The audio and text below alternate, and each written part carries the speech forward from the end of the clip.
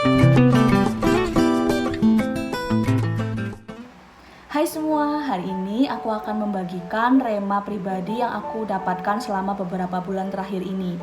Dan kenapa aku memilih untuk membagikannya ke publik seperti ini? Karena rema ini sangat powerful sekali di hidup aku. Dan rema ini berubah menjadi prinsip hidup yang sedang aku pelajari dan sedang aku lakukan.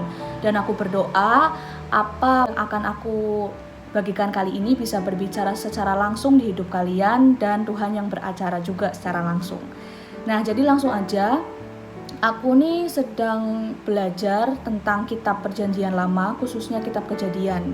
Dan kita juga sudah tahu kitab Kejadian itu menceritakan apa saja. Nah, tapi aku akan langsung loncat ke Kejadian pasal 50 ayat yang ke-20. Jadi ada ayat yang bunyinya seperti ini. Memang kamu telah mereka-rekakan yang jahat terhadap aku, tetapi Allah telah mereka-rekakannya untuk kebaikan dengan maksud melakukan seperti yang terjadi sekarang ini, yakni memelihara hidup suatu bangsa yang besar. Nah, jadi ini adalah perkataannya Yusuf. Dan seperti yang kita tahu dari kisahnya Adam dan keturunan-keturunannya sampai kepada Yusuf yang terakhir di kitab ini, ada banyak sekali cerita tentang campur tangan Allah di tengah kegagalan manusia. Jadi kitab Kejadian ini menceritakan tentang kegagalannya manusia, tentang kekurangannya, tentang kelemahannya mereka, tentang keberdosaannya mereka yang seolah-olah beresiko untuk menggagalkan rencananya Tuhan. Nah, tetapi kita selalu menemukan intervensi Tuhan, kita selalu menemukan ada campur tangan Tuhan di situ sehingga mereka tetap ada di tracknya Tuhan dan rencana Tuhan tetap tercapai, tidak akan pernah gagal. Nah, aku juga salut banget sama orang-orang yang ada di kitab Kejadian ini, karena kalau kalian perhatikan, kalau kalian baca kitab Kejadian itu ada banyak sekali kata-kata yang kalimatnya kurang lebih bunyinya seperti ini. Allah telah berbuat baik kepadaku, Allah telah mengaruniakan, Allah telah berbelas kasihan, Allah telah menolong. Nah, jadi orang-orang yang ada di Kejadian ini sangat mengakui kedaulatan Tuhan. Jadi ketika ada sesuatu yang baik terjadi dalam kehidupan mereka, mereka tahu itu hanya hasil campur tangannya Tuhan saja. Begitu. Nah, tapi ketika mereka melakukan sebuah kesalahan, mereka melakukan sesuatu yang mungkin kelihatannya nggak enak, suatu penderitaan, mereka juga tahu itu adalah kondisi mereka saat itu memang sangat mengenaskan sekali gitu, dan mereka butuh sekali campur tangan Tuhan. Nah, inilah yang aku dapat, yaitu prinsipnya adalah semua yang kita terima, semua yang terjadi dalam kehidupan kita itu pantas.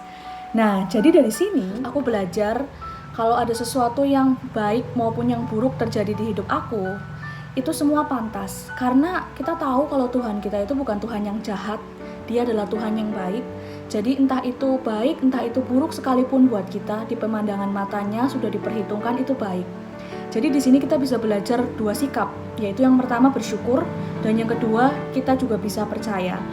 Nah, kenapa? Karena ketika aku mengalami sesuatu yang enak, sesuatu yang bahagia, sesuatu yang indah dalam kehidupanku, aku bersyukur, aku sangat berterima kasih karena di tengah-tengah kegagalan hidupku, di tengah-tengah kerusakan hidupku masih ada sebuah hal yang manis, masih ada sesuatu yang baik yang Tuhan izinkan, Tuhan berikan buat hidup aku.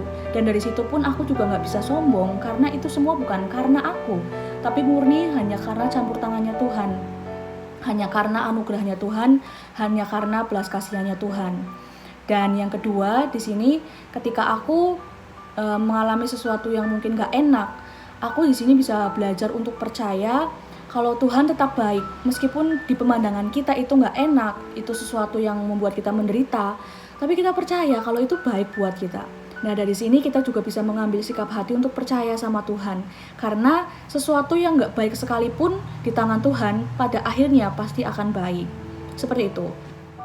Memang akan sangat-sangat sulit untuk berkata seperti itu, pantas, ketika kita mengalami sesuatu yang gak enak. Aku juga mengakui itu sangat sulit karena memang aku masih belajar, aku belum sempurna di hal ini. Dan tapi ketika aku sedang mengalami sesuatu yang gak enak, aku selalu berkata sama diriku sendiri, mengingatkan kalau ini tuh pantas, ini pantas buat kamu. Jadi stop mengeluh, karena mengeluh gak akan pernah bisa menyelesaikan masalah.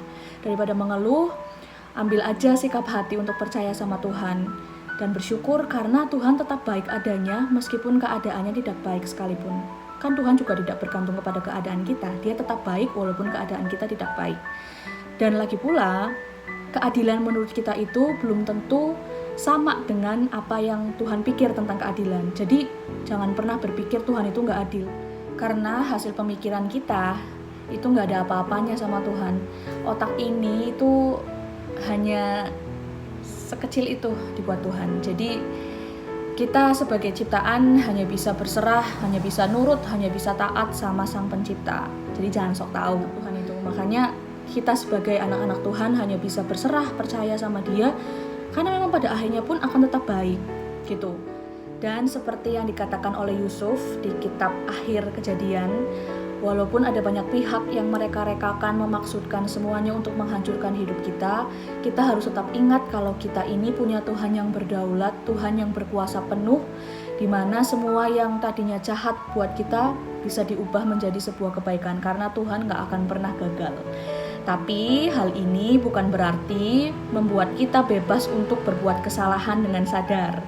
Ini aku hanya berbicara tentang sesuatu yang kita alami, sesuatu yang kita terima yang gak enak, mungkin dari sekeliling kita, dari mungkin keberdosaan atau kesalahan kita sendiri. Nah, kita harus tetap punya kesadaran kalau Tuhan kita itu Tuhan yang berdaulat, Tuhan yang berkuasa, Tuhan yang sangat sepowerful itu untuk mengubah sesuatu yang jahat jadi yang baik. Karena itu semua hanya untuk kemuliaan namanya saja. Nah, jadi itu semua adalah rema pribadiku, itu adalah pendapatku.